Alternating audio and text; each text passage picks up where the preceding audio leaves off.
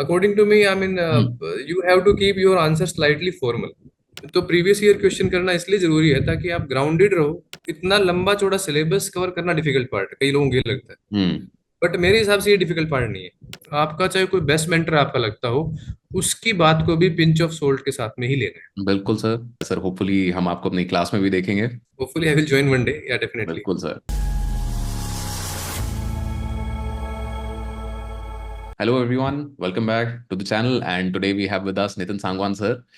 तो नितिन सांगवान सर को वैसे तो कोई इंट्रोडक्शन चाहिए नहीं, but he is one of the most popular authors for sociology optional, जहाँ पे इनकी किताब जो है essential sociology is considered a very very good book for covering both of your GS, sorry, paper one and paper two for sociology. तो hello sir, welcome again. कैसे हैं आप? तो Abhijit, thank you. It's great to be here again. Sir thanks for अभी the. I think recently आपकी एक posting change हुई थी, अभी कहाँ पे पोस्टेड हैं आप? अभिजीत, अभी मैं जूनागढ़ में हूँ, डिस्ट्रिक्ट डेवलपमेंट ऑफिसर गुजरात में। राइट। तो सर मतलब एक ये भी चीज़ है ना कि as sociology optional help you, मतलब ये समझने में कि भाई ये बहुत अलग अलग सोसाइटीज रहती है, कैसे रहती है। हाँ, मतलब हेल्प किया ही है। वो मे भी तैयारी के टाइम पे हमको नहीं लगता है। हम्म। इनफैक्ट काफी चीजें जो हम पढ़ते हैं तो हमको उस टाइम पे भी लगता है कि क्यों पढ़ रहे हैं, इसका बाद में क्या वैल्यू होगा। हम्म। बट एक वाइडर पर्सपेक्टिव मिलता है। इनफैक्ट सोशियोलॉजी में तो ये हम सीखते ही हैं कि कहाँ कहाँ पे कौन कौन सी ट्रेडिशन चलते हैं, लोग कैसे उनके फैमिली को लेके, खास तौर पे मान लीजिए सोशल इंस्टीट्यूशन है, कास्ट वगैरह, उसके बारे में पता हम्म। लगता है अपने को।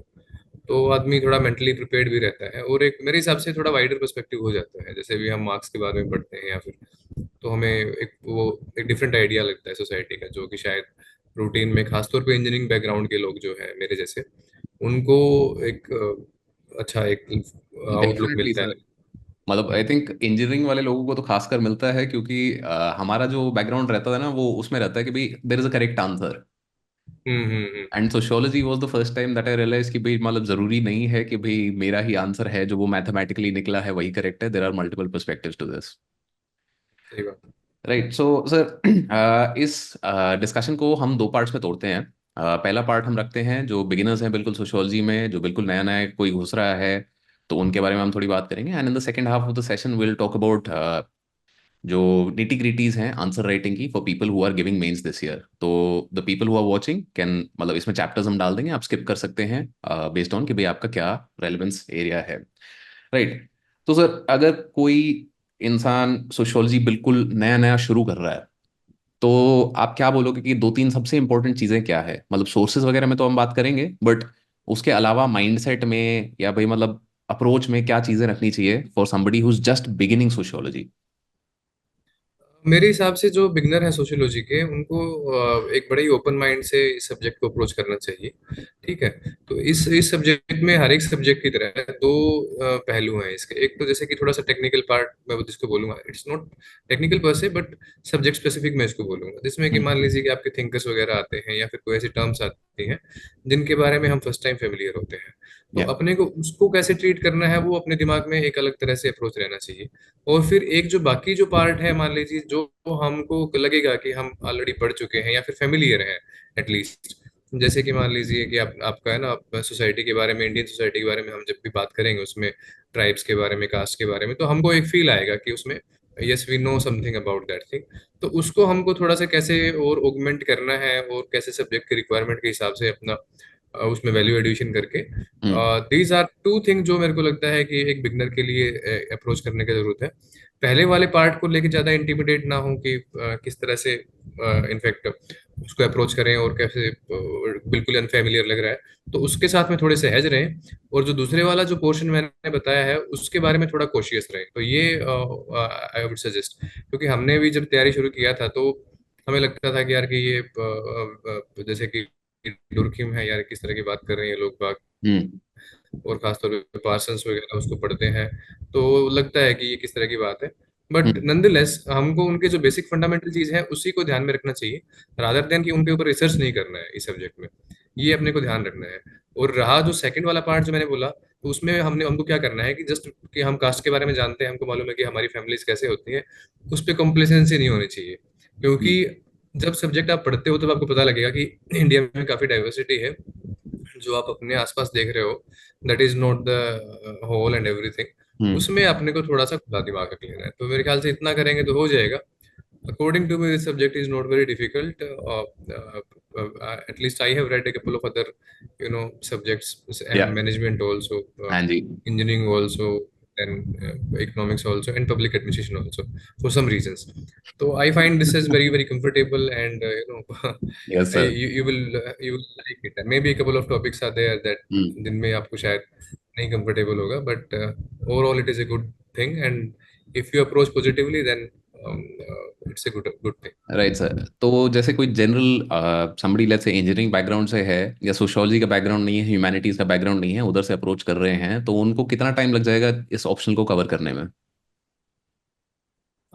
मेरे हिसाब से फंडामेंटली अब 4 एक महीने मैं कहूंगा कि लग जाएगा उनको। हम्म। 4 महीने में इसलिए बोलता हूँ, एक आपको बेसिक आइडिया क्लियर हो जाएगा, तो 6 months maximum according to me इसमें लगेगा। हम्म। अगर आप सिंसियरली उसमें तैयारी कर रहे हैं तो it should not take more than 6 months. Right answer. जैसे कि अब एक बेसिक चीज रहती है हमेशा, जो बिगिनर्स के लिए भी एंड जो एडवांस लोग हैं जो मेंस दे रहे हैं उनके लिए भी, कि भाई answer writing has to be a fundamental part of your optional preparation through the start.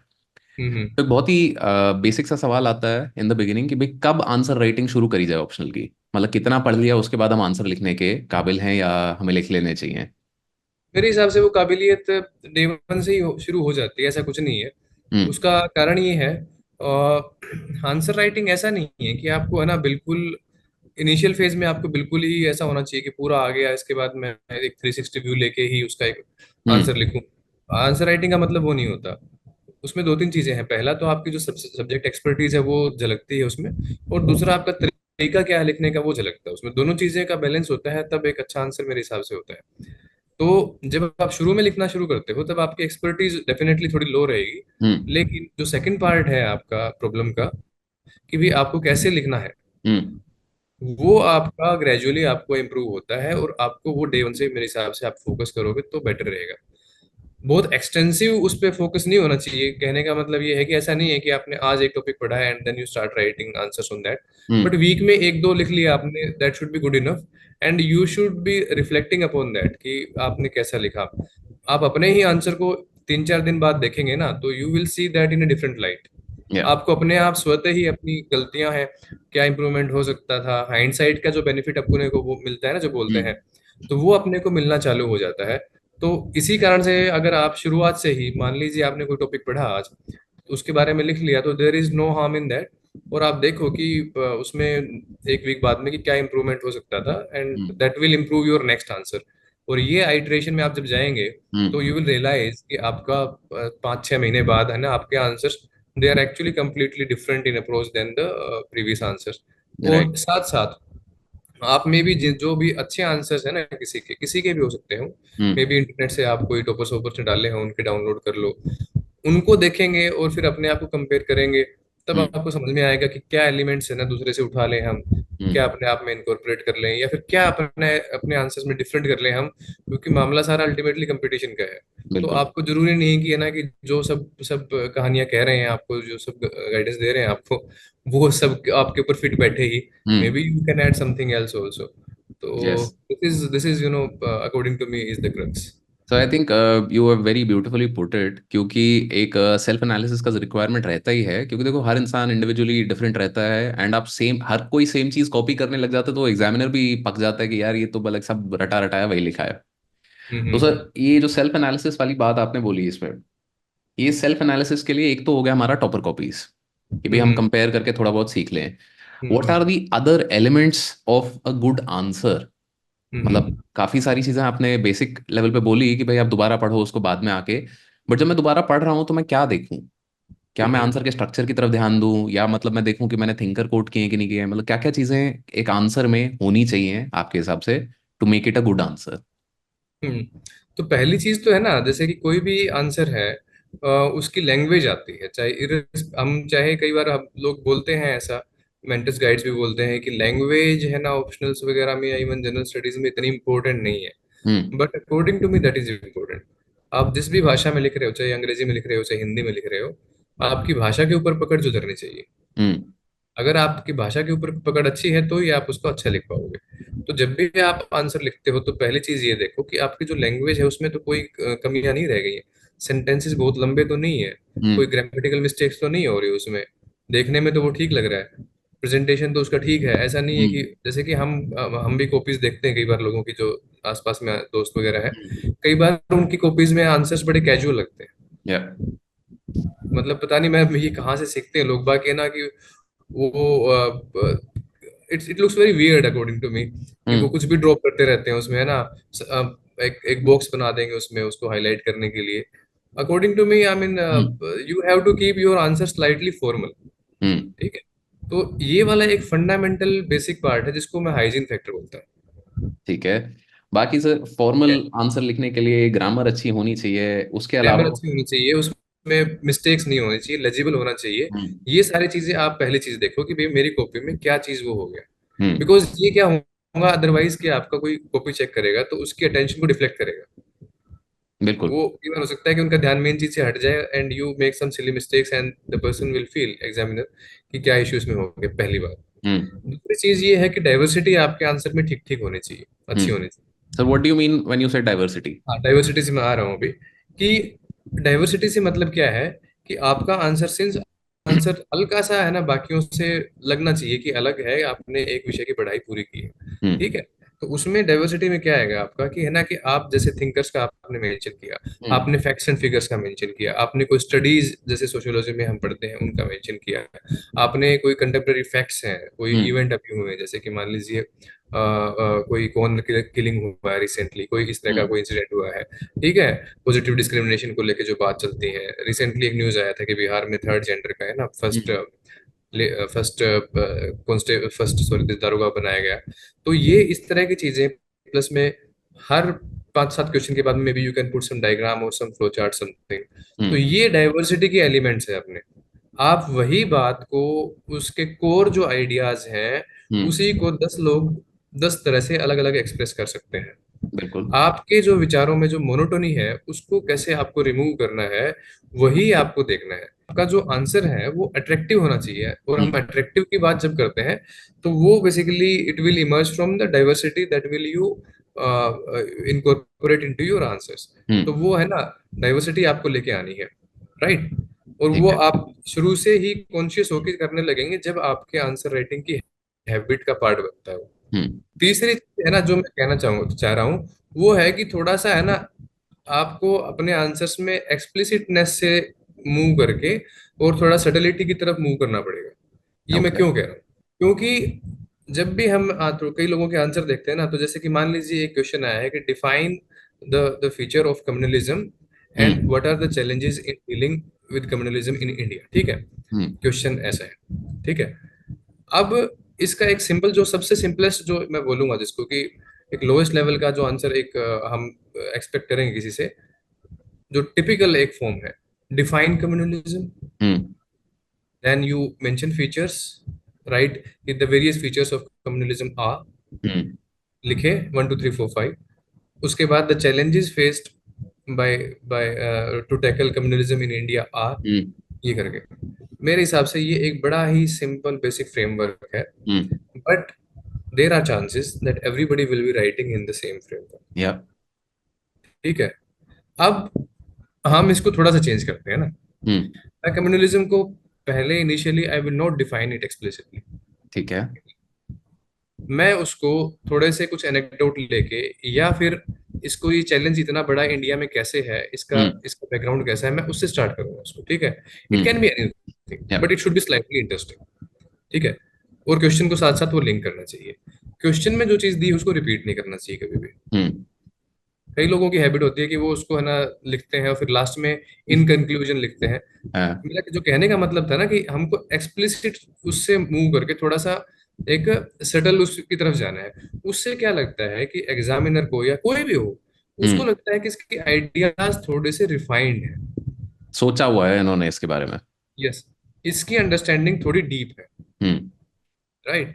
तो अगेन फीचर्स के लेके जब हम बात करेंगे तो उसका भी इनिशियली मैं कैसे स्टार्ट करूं, फॉर एग्जांपल हम्म। उसका मैं स्टार्ट कर सकता हूं कि communalism is actually A political ideology rather than a purely religious dogma, idea, whatever, hmm. and it is manifested and it is expressed and it has the following features, या। इस तरह से। तो मैं वो लाइन अगर इस तरह से लिख दूंगा ना, तो वो डेफिनेटली जो पहले वाले ने बिल्कुल एक ड्राई सी और वैसी लिखी है ना, उसके कंपैरिजन में वो मच मच बेटर वो हम्म। अपने को लगेगा। तो अल्टीमेटली जो है ना इसका, आपका आंसर को बेसिक ऑब्जेक्टिव क्या है, अपना आंसर स्टैंड आउट करना चाहिए। हम्म। वो स्टैंड आउट कैसे करेगा, उसके मेरे को लगता है कि ये 3-4 फंडामेंटल प्रिंसिपल्स हैं। हम्म। आप ये अपना लेंगे तो हर चीज मेरे को लगता है सुधर जाएगी। And right. In fact when we wrote this book essential sociology, तो हम्म। उस टाइम पे मेरा आइडिया यही था कि यार कि हम एक टेम्पलेट सा प्रोवाइड करें। हम्म। ठीक है, क्योंकि हमको भी लगता था कि कोचिंग वोचिंग में जो बताते हैं हर आदमी में भी ठीक बात नहीं बताता है। हम्म। तो उसमें कैसे एक पर्सपेक्टिव दिया जाए, हम्म। बिकॉज एग्जामिनेशन की आज के दिन में रिक्वायरमेंट है वो डिफरेंट है। जो बुक्स, डेफिनेटली। स्टैंडर्ड बुक्स लिखी गई हैं वो एक अलग तरीके से लिखी गई हैं। तो इसीलिए हमारी बुक्स में मतलब हमने बहुत सारे है ना फ्लो चार्ट, डायग्राम्स वगैरह एग्जाम डायरेक्टली ओरिएंटेशन। किए, ताकि दूसरे वाले को समझ में आए, इंडिविजुअल्स को, कि भाई कैसे हम maybe they can take some idea about how to do in how there to lecture. Actually use that knowledge in the exam in a practical sense. Yes yes yes. Right. तो sir एक चीज मैं आपसे पूछना चाह रहा था कि भाई पीवाई क्यूज कितने इंपॉर्टेंट है सोशियोलॉजी ऑप्शनल के लिए। मतलब पीवाई, मतलब मेरा मानना यह है कि भाई 30% 40% of the syllabus is directly repeated. कि भाई पिछले 5 साल 7 साल का पीवाई क्यू कर लो, वहीं से उठ के आ जाता है। बिल्कुल आपका सही बात है। आपका क्या मानना है इसमें कि भाई पीवाई क्यूज को कैसे किया जाए, क्या अप्रोच रखा जाए। हम्म। अ, अभिजीत, जो पीवाईक्यू का आपने बोला ना, ये जो सब्जेक्ट है और इसकी जो हिस्ट्री रही है, हम्म। उसमें आपने जैसे बोला कि 30-40%, मैं तो बोलता हूँ ज्यादा ही, बल्कि उससे हम्म। आपका उससे ज्यादा ही एग्जामिनेशन इसमें से कवर हो जाता है। पहली चीज तो। दूसरी बात है ना कि कई बार हम जो टेस्ट सीरीज करते हैं, हम्म। टेस्ट सीरीज कई बार में भी डिपेंड करता है कि वो कोचिंग इंस्टीट्यूट है या जो भी है, उनका ओरिएंटेशन क्या है, वो क्या चाह रहे हैं। हम्म। तो कई बार उसको बहुत डिफिकल्ट बना देते हैं वो लोग बाग, हम्म। जस्ट टू शो दैट उनकी अपनी कॉम्पिटेंसी बच्चों को दिखाने के लिए है ना, उसको डिफिकल्ट बना देते हैं। That is a fact actually, है ना। तो दैट्स ट्रू हैपेंस। उसकी वजह से है ना बच्चे इंटिमिडेट हो जाते हैं। हम्म। आप देखोगे ना, इवन यूपीएससी के interview, they are much much more calm. congenial and they are warm and they are easy, if I may use the word, hmm. than the mock interviews। Same चीज मैंने देखी है खासतौर पे प्रीलिम्स की जो test series होती है, हम्म। वो टेस्ट सीरीज भी कई बार है ना बड़ी एक्सट्रीम हो जाती हैं, कि है ना वो हतोत्साहित ज्यादा करती हैं। तो प्रीवियस ईयर क्वेश्चन करना इसलिए जरूरी है ताकि आप ग्राउंडेड रहो, हम्म। आपकी जो प्रिपरेशन की डायरेक्शन है वो ठीक रहे। हम्म। राइट। और आपको एक्चुअल में क्या आंसर करना है, आपको उसकी प्रैक्टिस धीरे धीरे आपकी होती रहे। राइट। तो इसी वजह से है ना आप उनको पढ़ो, रादर देन कि है ना कि कोई कुछ भी देता रहे और आप है ना क्योंकि जनरली क्या रहेगा टेस्ट सीरीज में कि है ना आपको सपोज इंडियन थिंकर या वेस्टर्न थिंकर आपके 5-6 नाम उसने ऐसे ही अपनी नॉलेज दिखाने के लिए डाल दिए कि भैया बताओ इसका, आप उसमें उसी में फ्रस्ट्रेट हो जाओगे यार कि कहाँ से करें, आप तो है ना ये तो हम्म। तेरे बस का तो नहीं है सोशियोलॉजी पढ़ना करना। इसीलिए आप प्रीवियस ईयर क्वेश्चंस देखो। सबसे पहली चीज तो मैं जो बोलता हूँ ना, पढ़ो उसको, जब हम्म। रीजनेबल अपनी तैयारी हो जाए, सिलेबस कवर हो जाए, तो पहले देखो कि भैया कि अब मैं पढ़ा इसका और मेरे से 100 नंबर का यानी कि 100% हम्म। अटेम्प्ट हो रहा है या नहीं हो रहा है। ठीक है। हो रहा है मतलब तो बहुत अच्छी बात है। इवन हाँ, अगर सिंपल टेस्ट। 95 हो रहा है ना तो भी अच्छी बात हम्म। राइट। तो सर आप एक ये भी चीज़ मुझे बता रहे थे कि भाई आपका जो मतलब बुक का नया एडिशन आ रहा है, है। तो उसमें आपने कुछ पीवाई क्यूज के सोल्यूशन के साथ साथ कुछ पर्सपेक्टिव्स भी दिए हैं कि भाई मतलब किस तरीके से आपको इस पेपर को देखना है, समझना है। क्योंकि लाइक जैसे मैं हूँ, अब मैं 10 साल से सोशियोलॉजी के पेपर देख रहा हूँ, क्योंकि 2014-15 में मैंने तैयारी शुरू करी थी। उसके बाद मतलब 2 बार मैं सेलेक्ट किए वो XYZ, तो मतलब मेरे को थोड़ा एक वो सेंस लग गया कि हाँ यार ये आता है ये नहीं आता है। मेरे को अगर वाइट हेड पूछा गया है तो ठीक है एक आध बार आ जाएगा, but most of the time मेरे को डेसाई पे फोकस करना है, मोस्ट ऑफ द टाइम मेरे को बतई पे फोकस करना है। तो आपने जो नए एडिशन में अपनी चीज़ें कुछ ये नई इंप्रूवमेंट करी हैं, तो सर इसके बारे में बताइए मुझे कि भाई मतलब how is this going to help new aspirant. 2-3 चीजें इसमें है ना, हमने काफी सोच समझ के फिर बाद में और फीडबैक जो मिली हम्म। स्टूडेंट्स की उसके हिसाब से इनकॉर्पोरेट किया।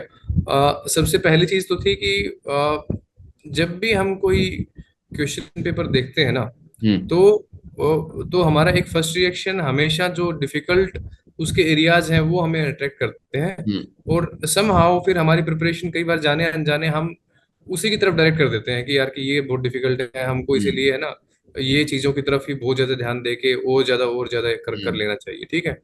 तो उस चक्कर में क्या होता है कि हम जो अपना बिल्कुल फंडामेंटल पार्ट है प्रिपरेशन का, और जो हमारा एक्चुअल में 80-90% हमारा स्कोरिंग का पोटेंशियल उसके ऊपर जहाँ पे है डिपेंड सारा। करेगा, वो उसको थोड़ा सा हम कमतर फिर आंकने लग जाते हैं। बिल्कुल। मैं आपको एक एग्जांपल देता हूँ। एक टाइम पे जैसे हम जब तैयारी करता था मैं, तो उस टाइम हम्म। पे कोई एक धनागरे करके थे, उनके बारे में है ना कोई इस तरह से किसी ने बोल दिया कि ना कि इनका क्या आइडिया था। हम्म। तो फिर मेरे को लगा कि यार कि ये तो दिस इज हम तो मिस कर गए सब कुछ यार, ये हम्म। तो इस तरह की चीज आएंगे तो कहाँ से करेंगे हम। हम्म। बट आई डिडंट रियलाइज कि मैं पिछले अगर 15 साल के एग्जाम पढ़ता हूँ, हम्म। तो with my level of preparation, not preparation, कि मेरे जो अभी मेरी जानकारी में चीजें हैं उनमें है ना मेरा पूरा पेपर मैं कवर कर ले रहा हूँ, ठीक है। हम्म।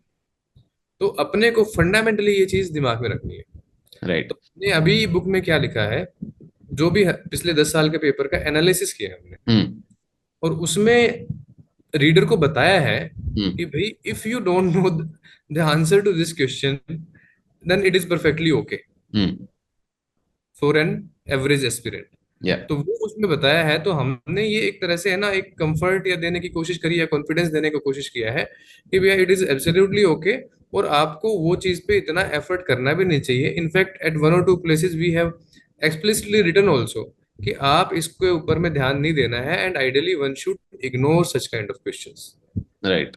तो पहला तो चीज ये है। और दूसरा चीज ये है कि हमने जो इसके अलावा एनालिसिस किया है वो अलग किया है, फिर उन्हीं 10 साल के क्वेश्चंस के आंसर्स भी इसमें दिए हैं, हम्म। ठीक है। तो आंसर्स में हमने हर एक आंसर्स को फ्रैंकली स्पीकिंग हमने उसको एक आइडियल आंसर की तरह नहीं लिखा है। हम्म। आप समझ रहे हैं इस चीज को, सर आइडियल आंसर की ये तरह नहीं आई लिखा थिंक है दिस हमने, इज उसको एक समथिंग। हाँ जी। रीजनेबली गुड आंसर की तरह उसको लिखा है, ताकि एक तो पढ़ने वाला इंटिमिडेट ना हो। बिल्कुल। नहीं frankly, क्योंकि मैं देखता हूँ कि ना कि अभी भी सिंस कई बार बुक को रिवाइज करने के चक्कर में या अदरवाइज, या हम्म। फिर हमारे जो सर्कल में लोग तैयारी वारी करते हैं, तो हमको उनको देख के पता लगता है कई बार कि यार कि they are actually making hugely disproportionate effort in their answers, या। which actually will not translate into their actual answer during the examination। हम्म। तो वो अपने को करना ही नहीं चाहिए, उस हैबिट से ही बाहर निकलना चाहिए पहले। बिल्कुल अब सर। जब आपको, हाँ, पूछा ही है कि भैया 250 वर्ड्स में ही आपको लिखना है, why you are writing 500 words यार। बिल्कुल। ऐसे ही मैं देखता हूँ कितनी सारी वेबसाइट्स पे जो भी कोचिंग वोचिंग के, उनमें मैं देखता हूँ कि ना वो एक क्वेश्चन के आंसर में 1000 वर्ड्स लिखे हुए हैं वहां पे। हम्म। तो how the aspirant will know कि भैया इसमें एक्चुअली 1000 में से वो 300 वर्ड कौन से हैं जो कि आपको एक्चुअल में लिखना चाहिए। Hmm. So when you will see our answers, and we have tried to, कई बार फिर लोग बोलते हैं कि कंटेम्प्रेरी पर्सपेक्टिव्स या रिसेंट जो इवेंट्स हैं जो भी जनरल हम्म। स्टडीज से रिलेटेड है, वो वाली चीजें इसमें कैसे डालें। हम्म। तो particularly in paper 2 we have tried to incorporate that also। Hmm. they are very very commonsensical, and they are very very much in your knowledge, but how to incorporate them we have tried to demonstrate that thing। तो ये 3-4 चीजें हैं। और उसके अलावा जैसे कि पुराने तो जो भी हमारे बुक में थे डायग्राम वगैरह, उसके अलावा उसी डाइवर्सिटी को मैंने बताया ना, डाइवर्सिटी वाला, hmm. Then we have to put, try to put some new elements also, कि आप हम्म। देखो यार कि इस तरह से आपका हो सकता है। तो that's it. And we have try to standardise an answer, not in very very strict terms of कि पहले डेफिनेशन लिखो, ये लिखो, वो लिखो। तो हमने जनरली 3 पैराग्राफ में अनेक आंसर को हमने लिख के दिखाया है कि भाई हम्म। आप whatever is your problem you can simplify it in this hmm. sense, and you can present it in a reasonable form। So right. that's how we have tried to ease the life of aspirant, जिनको कई बार लगता है कि यार कि ये कहाँ से आ गया, कैसे आ गया, whatever whatever। एंड तो sir I think that's a very commendable initiative, क्योंकि आपने जो सारी मतलब मिस्टेक्स पॉइंट करी, ये बहुत ही कॉमन मिस्टेक्स हैं कि भाई लोग डे वन पे ऐसे घबरा जाते हैं कि भाई पता नहीं वाइट हेड तो कहीं पे स्टैंडर्ड सोर्सेज में था ही नहीं, मैं कहाँ से पढूं। yes एंड yes लाइक छोटी छोटी चीजें पकड़ के एंड देन दे थिंक कि भाई इस पे मुझे ज्यादा फोकस करना है, जो कि जरूरत नहीं है। एंड yes आई थिंक ये जैसे अभी थोड़ी देर पहले भी मैं आपको बता रहा था, तो जो हमारा सोशियोलॉजी का भी कोर्स है, जहाँ पे केसीएस सर हैं, मतलब एक्सआईएस ऑफिसर हैं, तो he also takes that a very same approach. क्योंकि मतलब आपकी जो बुक है वो भी हम उसको कोर मानते हैं वहाँ पे, कि भाई हम स्टूडेंट्स को रेकमेंड करते हैं कि भाई ये आपको कुछ नहीं समझ आ रहा कुछ है तो ये रेफरेंस बुक की तरह आप इस्तेमाल करो। तो सर उस केस में भी वही होता है कि बहुत प्रैक्टिकल चीजें वो बताते हैं, क्योंकि वो जो प्रैक्टिकल चीजें आती है वही डिफरेंस क्रिएट करती है। जो कंटेम्पररी इश्यूज है कि जो आज की डेट में उठ रहा है, और आज की डेट में उठ रहा है उसको आप सोशियोलॉजी के साथ रिलेट कर पाओ, तो that is the best thing possible. और मेरे हिसाब से वही अपने को डेवलप करना है, मैं बता रहा हूँ। हम्म। देखो, ये डिफिकल्ट पार्ट है। हम्म। मुझे लगता है कि इतना लंबा चौड़ा सिलेबस कवर करना डिफिकल्ट पार्ट है, कई लोगों को ये लगता है। हम्म। बट मेरे हिसाब से ये डिफिकल्ट पार्ट नहीं है, क्योंकि ये तो है ना, बेसिक मिनिमम है, क्या थ्रेशोल्ड है। क्योंकि ये नहीं किया तो आप मतलब वो एनीवे आगे नहीं पार ही बढ़ नहीं हो पाओगे। रही। हाँ जी। अब तो पार होना ही नहीं है आपको। हम्म। डिफिकल्ट पार्ट क्या है कि शुरुआत से ही आप अपना बेंट ऑफ माइंड ऐसा बनाओगे ना, हम्म। तब वो जाके चीजें अल्टीमेटली पार हो पाती हैं। तो क्योंकि आप, हाँ, तो जो इसके लिए आपने तो सर बताया है बहुत ना एक कि वो सिंपल सा उससे, एक्सरसाइज हम लेते हैं क्लास में भी, हम्म, कि अभी कुछ भी चल रहा है, नेशनल न्यूज में, इंटरनेशनल न्यूज में, कुछ भी कहीं कैसे, तो we try and think about it कि भाई आप स्ट्रक्चरल फंक्शनलिस्ट पर्सपेक्टिव इस पे लगा के देखो, क्या कुछ समझ आया, क्या कुछ लगा आपको सही है नहीं है क्या है। हम्म, और वो प्रैक्टिकल तरीके से जब वो इंसान लगाना चालू करता है ना, क्योंकि बिल्कुल आप सही कह रहे हो सर, कि जब तक वो खुद से एफर्ट नहीं आएगा कि भाई मार्क्सिस्ट पर्सपेक्टिव इधर फिट कैसे हो रहा है, तब तक फिर वो इंसान वही, मतलब कि भाई वो, हाँ मार्क्स ने कुछ बोला था, हिस्टोरिकल मटेरियलिज्म था, डायलेक्टिक्स से कुछ कुछ होता है, बट लाइक प्रैक्टिकली मैं क्या करूँ उसका मुझे नहीं पता। सही बात है। आपको है ना खुद से आइडेंटिफाई करने पड़ेंगे। और हम्म। मतलब ये स्पून फीडिंग वाला एक, उससे उससे उससे बाहर निकलना पड़ेगा। कई लोग बिल्कुल। बोलते हैं कि साहब है ना, हमने सब कुछ कर लिया, लेकिन अभी जो कंटेम्प्रेरी वाले हैं ना, ये चीजें हम कहाँ से करें, किस सोर्स से करें। मैंने हम्म। कहा कि भाई सोर्सेज तो बिखरे पड़े हैं सब जगह पे। हम्म। आपको उससे पिक करके, और वो आपको अपने ही या तो नोट्स बनाने रहेंगे, या फिर जब भी आप आंसर लिखते हो तो hmm. You keep at the back of your mind कि मेरे को यार अगर कुछ ऐसा दिखता है कि मैं इसमें कुछ इनकॉर्पोरेट कर पाऊँ, hmm. Then that's how we do it. जैसे कि कल ही किसी ने, in fact incidentally somebody sent me an answer, तो जिसमें उन्होंने डिस्कस किया था ना कि कुछ लैंड रिफॉर्म्स के बारे में, ठीक है। हम्म। तो लैंड रिफॉर्म्स के बारे में क्वेश्चन ऐसा ही था कुछ। आई थिंक देन एक जैसे क्वेश्चन ले ही लेते हैं इस पॉइंट पे, हाँ बिल्कुल। which is this is a question from 2023 का paper 2, which is discuss the main features of land reforms in post independence India, write short answer with a sociological perspective. पहले वाला क्या था पार्ट इसका? Discuss the main features of okay, land हाँ reforms in हाँ post हाँ। independence India. Okay, तो उसमें है ना, देखो, आप जब आमतौर पे जो बुक्स में जो दिया गया है, हम्म। जो लैंड रिफॉर्म्स है ना, वो हमारे 70s 80s में आके टॉपिक खत्म हो जाता है। हम्म। लोगों के दिमाग में लैंड रिफॉर्म के नाम पे वही चलता आता है कि ना, कि भैया आप टेनेंसी को खत्म किया आपने, हम्म। इंटरमीडिएटरी को खत्म किया आपने, आपने जो लैंड थी वो डीलर को दिया, जमींदारी की प्रथा को खत्म किया, एंड हम्म। So on. अब इसमें है ना, आदमी को जो एक बिल्कुल ग्राउंडेड जिसकी अप्रोच है, और जो थोड़ा सा वाइडर इसमें जिसने सोचा होगा, और हम्म। जिसने रिसेंट में ही पढ़ा होगा, वो अब क्या सोचेगा इसमें यार, कि लैंड रिफॉर्म केवल इन चीजों को लेके नहीं थे भैया। हम्म। लैंड रिफॉर्म का है ना, प्रोडक्टिविटी को लेके भी था, जिससे कि अल्टीमेटली हमारा ग्रीन रेवोल्यूशन आया, ठीक है, या। फूड सिक्योरिटी जिसने एड्रेस किया, that is actually a feature of our land reform. Hmm. ठीक है। फिर उसके बाद में जो लैंड रिफॉर्म का था, फीचर के साथ में हमको उसके डिस्फंक्शंस भी देखने हैं, या हम्म। फेलियर भी उसमें हमारी हमको देखनी है। तो फेलियर में हमारी क्या रहेगी कि आज के दिन का जो डिसगाइज एम्प्लॉयमेंट है, hmm. Actually you can trace back to the quality and the manner in which land reforms were done. Hmm. अभी भी हमने हर एक को लैंड से एंगेज करने का है ना, और उसको जोड़ के रखने का एक बड़ा ही वो सिस्टम है हमारी सोसाइटी में, हम्म। पार्टिकुलरली रूरल एरियाज में। उसकी वजह से क्या है कि कोई जमीन को छोड़ना ही नहीं चाह रहा है। Hmm. Land reform been done in a different manner. ठीक है, सपोज ये होता है कि ठीक है, अभी land will not pass on to like in Khasis. Hmm. खासीज में आपका क्या होता है कि जमीन वो है सबसे बड़ी बेटी को जाती है, बाकी हम्म। लोग बाग हैं, they do any other economic activity, है ना। हम्म। तो वैसा जो सिस्टम है मे बी, एंड से फाइनली जो आज के दिन में कोर्ट में अगर आप केसेस देखोगे इंडिया में, your 2/3 cases are related to civil litigations, and out of that approximately 2/3 are related to land. Land. Hmm. अब सोच के देखो इसका इकोनॉमिक कॉस्ट कितना बड़ा है। बिल्कुल। ये सारी चीजें हैं ना, और उसमें उसके बाद में फिर हम पढ़ते हैं पढ़ाई के दौरान में कि digital India land record modernisation programme, hmm. That is a very important part of land reform. तो बिल्कुल। उसका जो एक मैग्नीट्यूड है वो, खास तौर पे जब हम सर्विस में आए उसके बाद हमको समझ में आता है कि had this thing been corrected, तो life would have been much easier, definitely sir. आपके करोड़ों जो केस पेंडिंग है कोर्ट्स में, वो आज के दिन में नहीं होते। हम्म। तो जो एक स्टूडेंट है जिसने कि अपने जो किताब में लिखा है उसके बियॉन्ड जाके अपनी क्रिटिकल थिंकिंग से सोचना स्टार्ट किया, हम्म। तो वो फ्यूचर को 1980s के बियॉन्ड जाके देखेगा, उसको फूड सिक्योरिटी से भी लिंक करेगा, हम्म। उसको कंटेम्प्रेरी लैंड की प्रॉब्लम से, एग्रीकल्चर में डिसगाइज एम्प्लॉयमेंट से भी, इस सब चीजों को लिंक करके एक बढ़िया सा उसका आंसर बन के आएगा। And right. लाइक जैसे हाँ। डिजिटाइजेशन ऑफ लैंड रिकॉर्ड्स की आप बात कर रहे हैं, तो that was an article I think in today's Indian express itself. तो ओके। वही वाली चीज़ है, मतलब बोलने में तो पलट जाएगा, बट अब अगर आप हम्म। इस तरीके से देख रहे हो कि भाई देखो लैंड रिफॉर्म से क्या क्या लिंक्ड है, कंटेम्प्रेरी क्या क्या चीज़ें हैं, तो ये कहीं ना कहीं आप लिंक कर पाओगे। ठीक है। और पहली चीज मैं इस आंसर को करते हुए पहली चीज मैं क्या सोचूंगा, हम्म। ये क्वेश्चन बड़ा ही स्ट्रेट फॉरवर्ड, सिंपल और कॉमन क्वेश्चन है। हम्म। इससे इजी क्वेश्चन हो नहीं सकता है। हम्म। सबने लैंड रिफॉर्म के बारे में पढ़ा हुआ, इवन जिनका सोशियोलॉजी नहीं है उन्होंने पढ़ा हुआ। हम्म। राइट। GS3 तो का पार्ट है। अब मेरा चैलेंज क्या है इस क्वेश्चन में सबसे बड़ा, हम्म।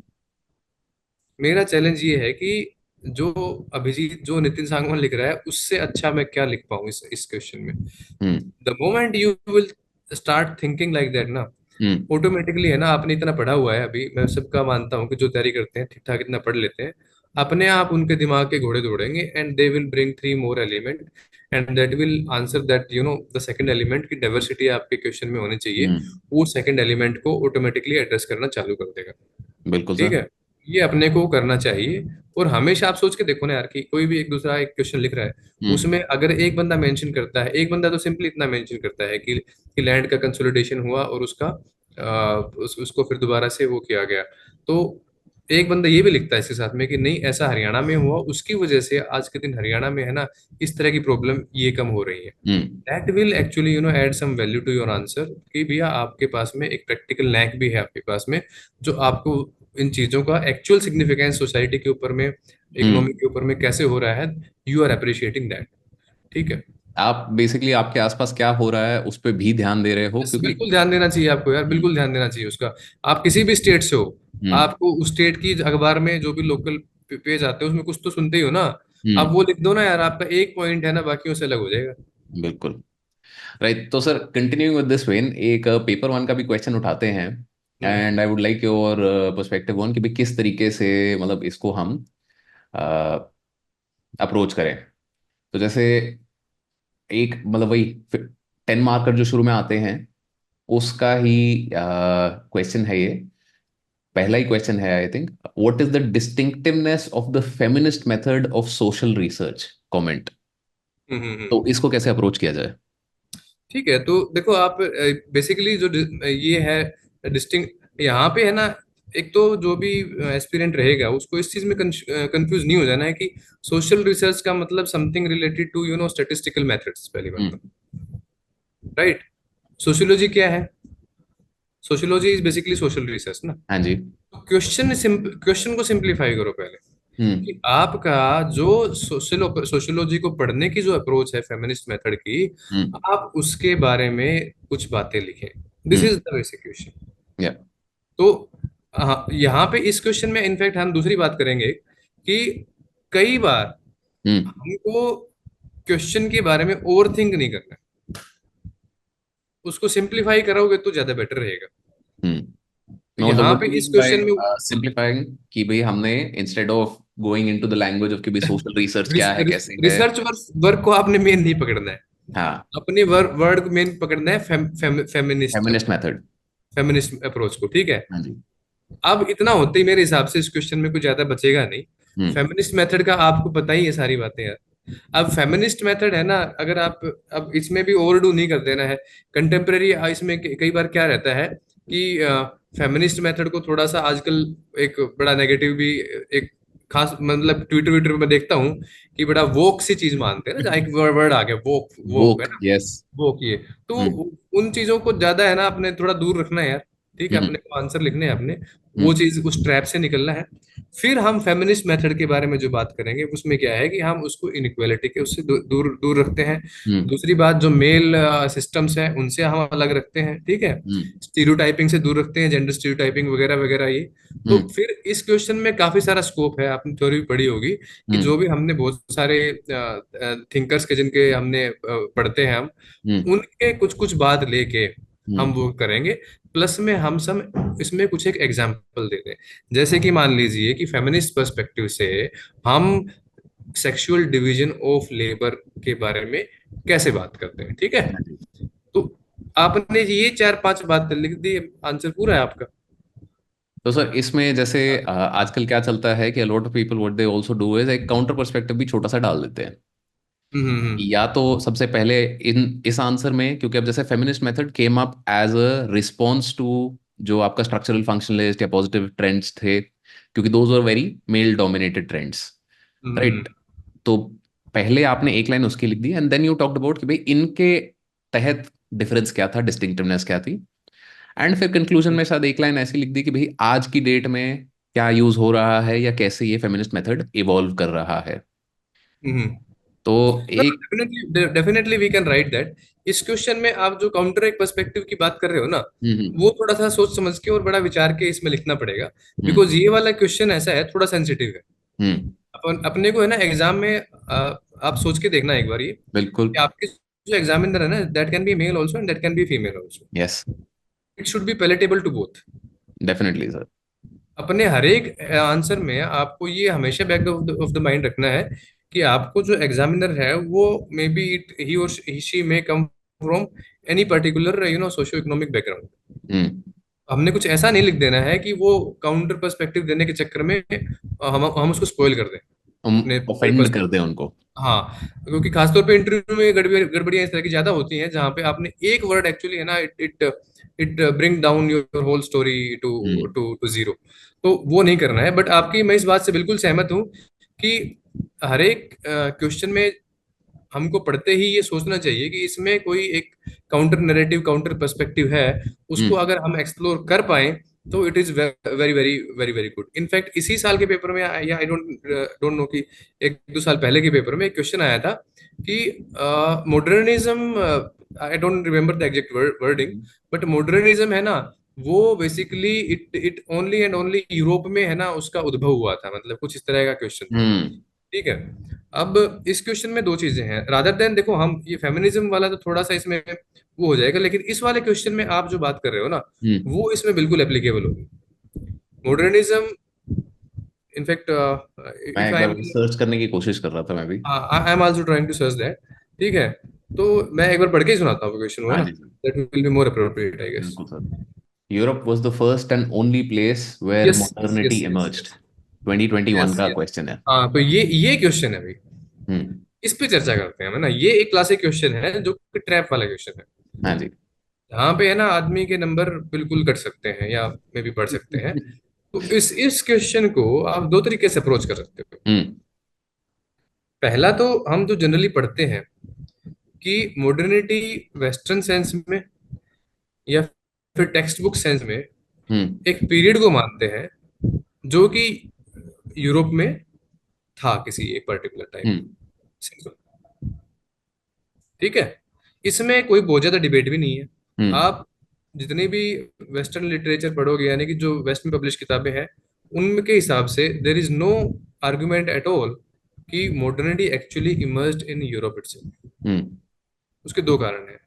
पहला कारण तो ये है कि एक जो वेस्टर्न, जो मतलब जो एक्सट्रीम फॉर्म है जिसका, बेसिकली मैं कहूंगा कि एक वेस्टर्न रेशियल जो एक पर्सपेक्टिव थे पहले के, हम्म वो मानते ही अपने आप को सुपीरियर थे यार।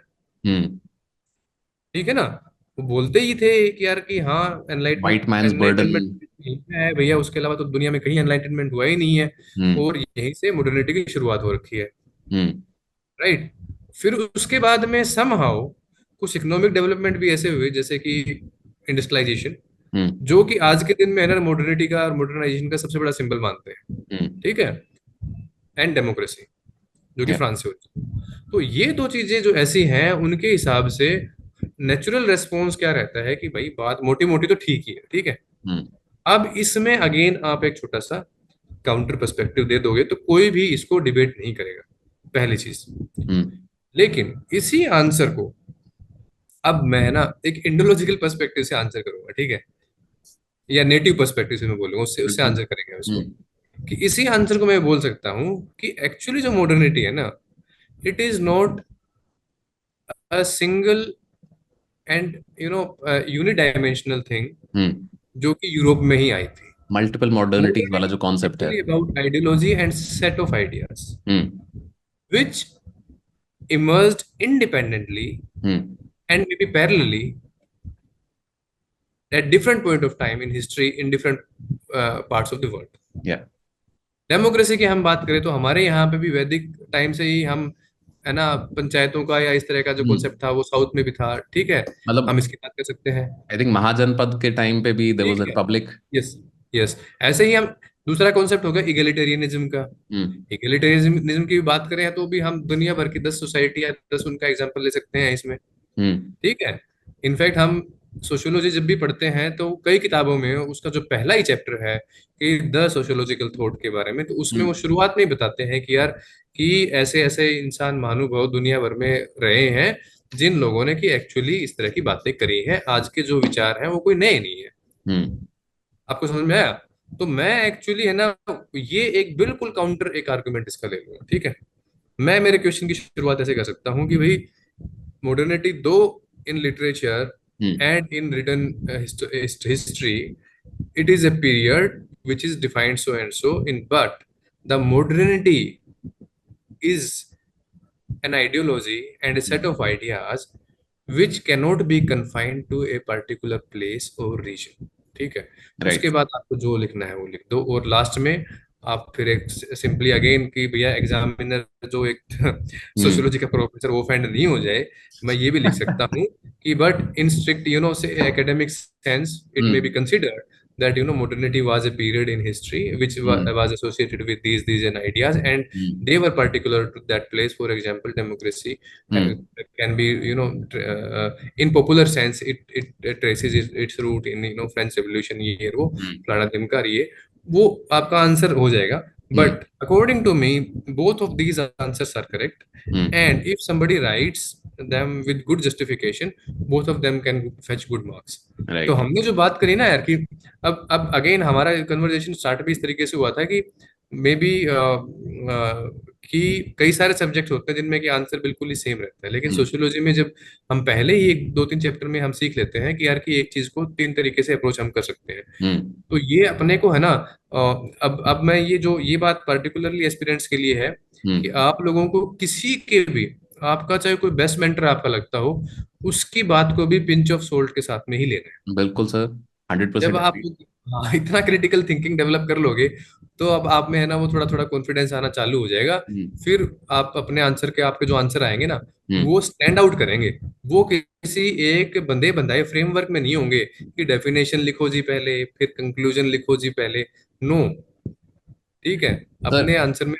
हाँ। इस पे तो मतलब I think this is something जो बहुत ही फंडामेंटल लेवल पे आई एग्री विद यू, क्योंकि हमारे जितने भी इंटरव्यू के कैंडिडेट्स रहते हैं, मेंस के कैंडिडेट्स रहते हैं, तो बहुत बार आते हैं वो पूछ बोलते हैं कि सर हमें ना बनी बनाई इंट्रोडक्शन और कंक्लूजन दे दो, हम हम्म। रट के चले जाएंगे और वही लिखाएंगे। मैं कहा यार जब तुम ये दिक्कत इतनी बड़ी क्यों है, क्योंकि एक तो तुम रट के जाओगे पहली चीज।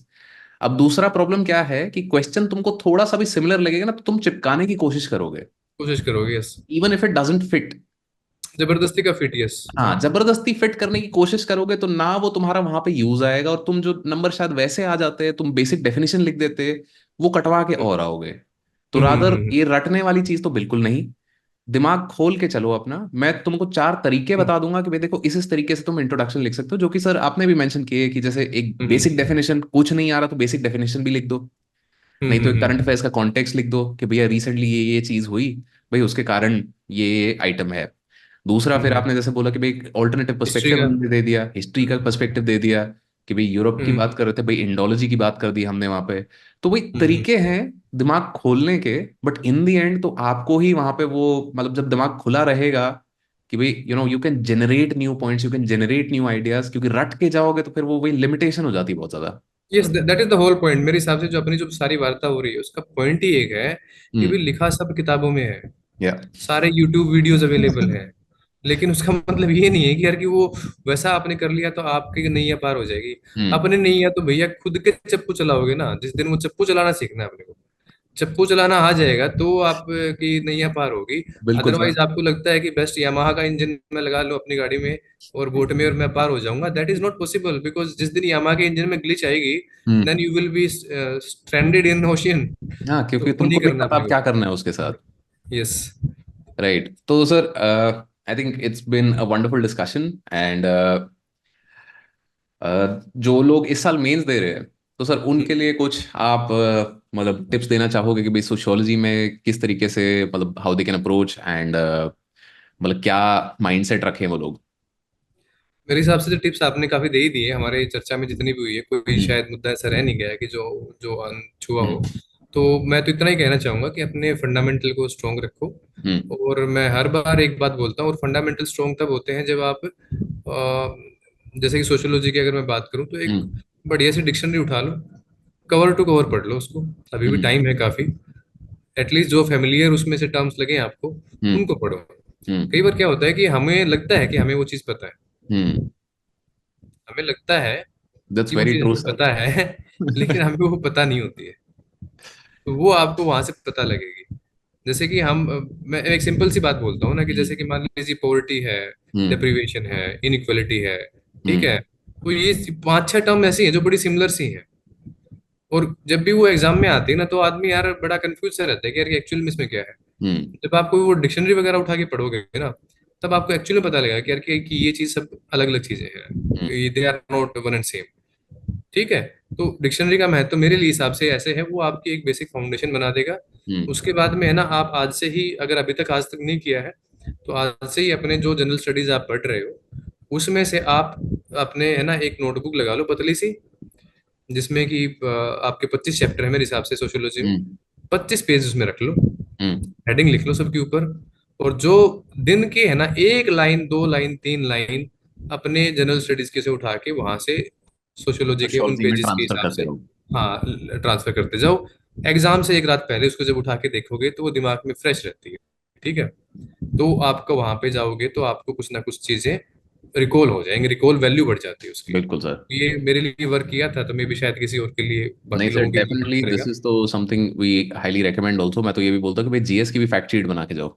हाँ। और तीसरी चीज है ना, मैं एक बोलूंगा जो कि शायद मे बी आप लोगों को थोड़ा सा नहीं नहीं सर, लगेगा कोई बात नहीं, मतलब जैसी लगे लेकिन मैं ये फैक्ट। कहना चाहता हूँ कि अ, लिखो लेकिन बहुत ज्यादा मत लिखो। हम्म।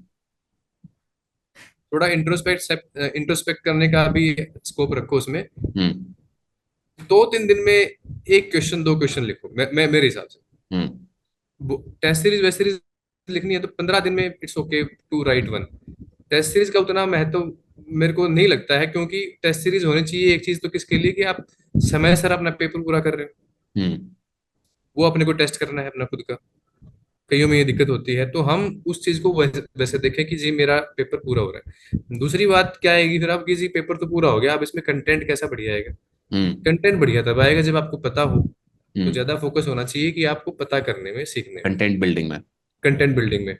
तीसरी बात जो मेरे को लगता है कि कई कई लोग होते हैं जो टेस्ट सीरीज में घुसे रहते हैं बहुत ज्यादा एक्सेसिवली, उनको एक नुकसान क्या होता है, क्योंकि टेस्ट सीरीज के में क्या होता है कि आपके ऊपर में टाइम का एक प्रेशर होता है। यस। और जब आप बहुत ज्यादा प्रेशर में होगे ना तो आपकी आउटपुट क्वालिटी की नहीं आती है। हमने भी देखा ही है, मतलब आपने हमने बिल्कुल। जिन्होंने भी एग्जाम लिखे होंगे पता ही है कि एग्जाम जो अभी बात कर रहे हैं उससे कहीं कम ऑप्टिमल हमारा आउटकम एग्जाम में आता है। हम्म। लेकिन वो उसको ऑप्टिमाइज कैसे करें, वो कैसे करेंगे हम, कि आप एक आंसर लिखो सिर्फ, हम्म। फिर उसको 3 दिन बाद देखो कि भैया इस आंसर में इंप्रूवमेंट क्या हुआ। हम्म। मेरे जो राइटिंग स्किल्स है ना वो सुधरेंगे, वो एक्चुअली इस तरीके से, रादर देन है ना। क्योंकि मतलब यार एक बड़ी स्वाभाविक बात है कि हम्म। हम अपने पूरे के पूरे इतने पेज के शीट्स है ना किसी को दे देंगे, बोलेंगे feedback they. It is not possible for that person यार, हम्म।